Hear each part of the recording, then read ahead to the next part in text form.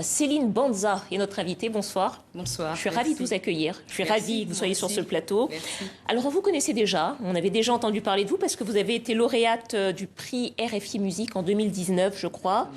Et maintenant, on découvre finalement toute l'étendue de votre art avec ce nouvel album, Praefatio, ça veut dire Préface. En latin, parce que vous avez fait des études de musique. J'ai terminé en latin philo et après c'était la musique à l'université. Bon, alors on va écouter tout de suite un titre de cet album, c'est le titre Départ, en duo avec l'artiste congolais Youssoupha. Que vous interprétez avec Youssoupha, qu'on salue, congolais, c'est votre compatriote, parce que c'est quand même le fils, on peut le préciser, du Seigneur Lay, le roi de la rumba congolaise. Vous êtes aussi dans son label, exactement, dans son label Bomaye Musique. Dans cet album, Céline, vous chantez en bandi. Oui, la majorité de nos chansons. Qui est une langue qu'on n'a pas l'habitude d'entendre, qui est une langue, je crois, de l'ex-province de l'Équateur. Exactement, du nord Ubangi actuellement. Ouais. C'est votre langue? Oui, ma langue maternelle du côté de mon père. Ouais. Alors, c'est assez rare en RDC qu'on entende des chansons dans d'autres langues que le lingala, éventuellement le swahili, éventuellement le chiluba. Qu'est-ce qui vous a incité à chanter dans cette langue? Oui, c'était à travers mes études. À l'université, j'ai commencé avec 2 ans de guitare. Et après, je suis allée vers l'ethnomusicologie. Et là, j'ai découvert les langues congolaises. J'étais à la chorale, au Grand Chœur de l'INA, et on chantait plusieurs chansons dans plusieurs langues de la RDC. Et c'était le travail des étudiants qui faisaient l'ethnomusicologie.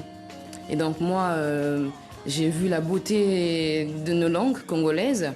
Et voilà, pour mon travail, j'ai travaillé sur la musique de divertissement des Mbandi, qui est mon peuple.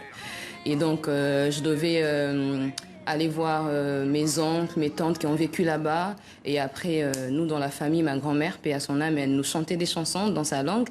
Et voilà, donc j'ai pris du plaisir, d'abord pour mon travail. Et après, une fois, je devais jouer dans une pièce de théâtre, 3 femmes en colère, du metteur en scène Fabrice Moukala. Il m'avait demandé de composer une chanson pour cette pièce. Mais il m'avait surtout demandé de la chanter dans ma langue maternelle. Et c'est comme ça que vous en êtes venu à chanter en bandi. Et c'est une façon aussi de mettre à l'honneur les langues de la RDC. Exactement. Comme a pu le faire autrefois une Chalamwana avec le Chiluba, et qui a popularisé donc les rythmes et la langue de toute une région. Alors, vous venez de le dire, vous avez étudié la musique. Vous êtes aussi guitariste. D'ailleurs, on salue Jeff Ikassa qui est avec nous ce soir, qui est votre guitariste. Avec cet instrument, Céline, je crois que vous avez un rapport très particulier, émotionnel. Exactement. Oui, émotionnel surtout. Vous pouvez nous raconter un peu? Oui, quand j'étais petite, j'aimais beaucoup chanter. Dès l'école maternelle, j'aimais beaucoup chanter. Et mon père, il voyait ça. Il m'avait offert une petite guitare que je garde toujours. Et lorsqu'il est décédé, la famille n'a pas voulu que je fasse de la musique et tout. Et quand je voyais cette guitare-là, je puisais ma force là-bas. Et voilà, au moment de m'inscrire à l'institut, je me suis dit...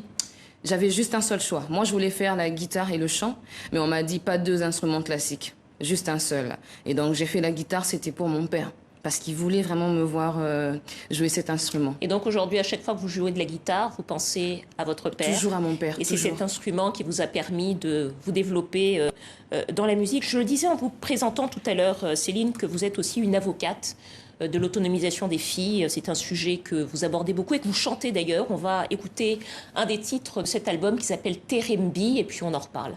Top. Même sans en comprendre les paroles, on sent qu'elle est très puissante. J'ai lu qu'elle parlait du corps des femmes. Qu'est-ce que vous racontez dans cette chanson? Cette chanson, elle parle du corps de la femme comme limite à laquelle les hommes s'arrêtent, mais comme limite aussi que nous-mêmes, les femmes, avons parfois du mal à dépasser et à mettre en mouvement. Donc quand on m'a demandé d'écrire cette chanson, de la composer, j'ai lu le scénario de la pièce de théâtre et après j'ai regardé dans mon entourage. Moi, je ne suis pas restée à la maison pour l'université, je restais à la résidence des étudiants. Du coup, c'est un peu la liberté, le libertinage aussi, si je peux le dire. Et donc j'avais des filles, j'avais des voisines de chambre et tout. Et j'avais ma propre vie aussi comme expérience. Donc j'ai écrit ce texte.